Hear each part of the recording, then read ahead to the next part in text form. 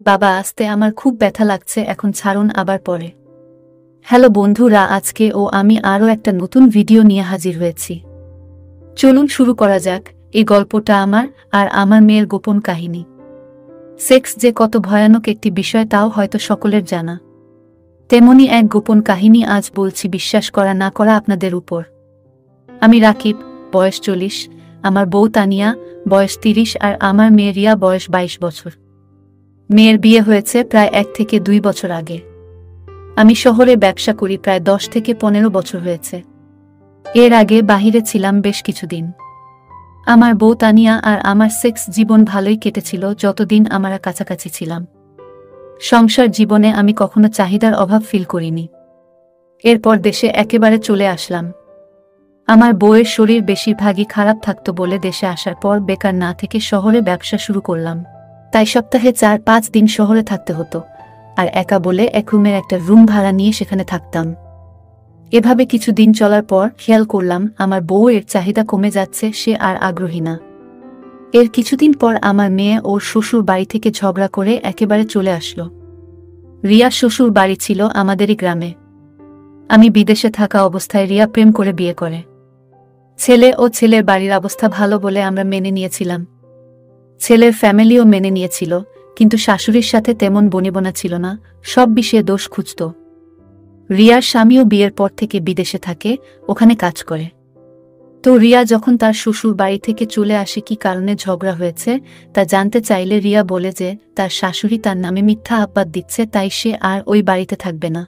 ওই রাতে জামাই আমাকে ও আমার বউকে ফোন করে শাসায় যে সে আমার মেয়েকে তালাক দিবে। তার কাছে জানতে চাইলাম কারণটা কি। সে বলল কারণটা তাদের বাড়ি গিয়ে জেনে আসতে। তাই আমি আর আমার বউ ওই রাতেই মেয়ের শ্বশুর বাড়ি গিয়ে জানলাম রিয়াকে তার শাশুড়ি আর ননদ হাতে নাতে ধরেছে দেওরের সাথে খারাপ কাজ করছিল। যখন তার শ্বশুর বাড়ির আরও কয়েকজন সাক্ষী দিল, আমি আর আমার বউ আপমানিত হয়ে চলে আসলাম। বাসায় এসে ওর মা ওকে ইচ্ছামতো বকল।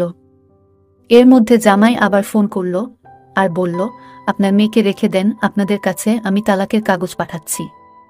ওর মা জামাইকে অনেক বোঝানোর চেষ্টা করল, কিন্তু জামাই শুনল না।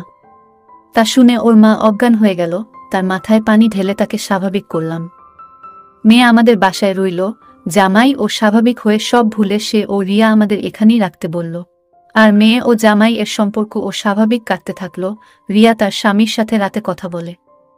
আমি তা জানি, আর আমি 4-5 দিন শহরে থাকি বলে জানি না কয়টা পর্যন্ত কথা বলে। একদিন আমি শহর থেকে বাড়ি এসেছি, এসে খাওয়া দাওয়া করে ঘুমিয়ে পড়ছি। হঠাৎ মাঝরাতে ঘুম ভেঙে গেল, তাই বারান্দায় এসে সিগারেট খাচ্ছি। অমন সময় রিয়ার ঘর থেকে হাই হুই বা ফিস ফিস করে কথার সাউন্ড শুনলাম। ওর রুমের দরজার কাছে কান পাতলাম আর শুনলাম মেয়ে ঘরের ভেতর একটা ছেলের সাথে কথা বলছে। আমি মেয়েকে ডাকলাম, আমার ডাকে ছেলেটি পালিয়ে গেল, আর রিয়া ভয়ে থতমত খেয়ে দরজা খুলল। আমি মেয়ের ঘরে ঢুকে বাতি জ্বালালাম। বাতি জ্বালিয়ে মেয়েকে দেখে বুঝতে আর কিছু বাকি রইল না। মেয়েকে জিজ্ঞেস করলাম ঘরে কে এসেছিল। ও বলল, কই কেউ না তো। আমি বললাম, মিথ্যে বলছিস আমার কাছে। আমি সব শুনেছি, তুই কি ভালো হবি না।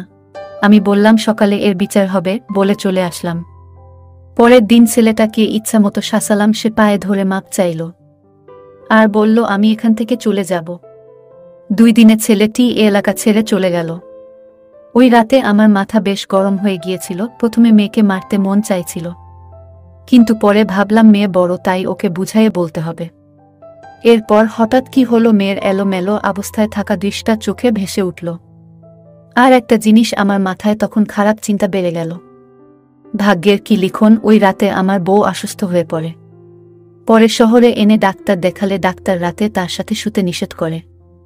আমি কিছু দিনের মধ্যে আমার চাহিদা টের পেলাম। এর মধ্যে বাড়িতে বউ অসুস্থ থাকায় আমার এক দূর সম্পর্কের বিধবা বোনকে আনা হয়েছে কাজের জন্য। আর সে বোনের সাথে আমার ভাব হয়ে যায়। সে বারান্দার কেবিনে একা ঘুমাতো, তাই এক রাতে তার সাথে খারাপ কাজ করলাম। একদিন মেয়ের কাছে ধরা পড়ে গেলাম। এরপর সে বোনকে বিদায় করে দেওয়া হলো।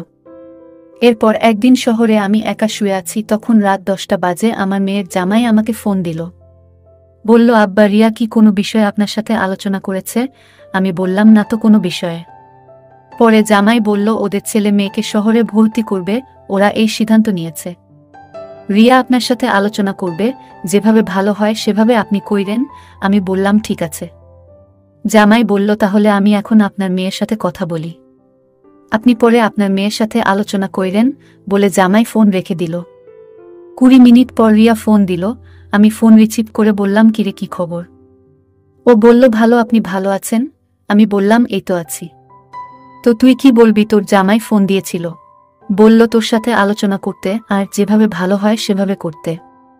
তুই কি ভাবছিস? ও বলল আব্বা আমি আপনার সাথে একটু পরে কথা বলি। আমি বললাম ঠিক আছে। এরপর ও রাত 12টায় ফোন দিল, বলল শুয়ে গেছেন নাকি? আমি বললাম না। তুই কি করছিস? ও বলল এই ওর সাথে কথা শেষ করে বাথরুমে গেছিলাম। আমি জিজ্ঞেস করলাম তোর শরীর ভালো আছে তো? ও বলল হ্যাঁ আছে। আমি ওর ছেলের কথা জিজ্ঞেস করলাম। ও বলল ওর ছেলে, ওর মা মানে আমার বউ, এর সাথে শুয়েছে। আমি দুষ্টামি করে বললাম তোর মা আমার মতো বুড়ার সাথে শুয়ে না, তোর পুলারে জুয়ান পাইছে তাই নিচে। আমি ওকে বললাম আচ্ছা কি বলবি বল। ও বলল ওর জামাই ওকে শহরে গিয়ে আগে সব দেখে তারপর ঠিক করতে বলেছে। আমি বললাম তোর জামাইয়ের কোনো ইচ্ছা নাই যে কোথায় ভর্তি করবে? রিয়া বলল আপনি আর আমি যা করব সেটাই ওর কোনো আপত্তি নেই। আমি বললাম তুই কি করবি ঠিক করছিস? রিয়া বলল আপনি যেটা ভালো বুঝবেন সেটাই করবেন। আমি বললাম তারপরও তোর ইচ্ছে কি?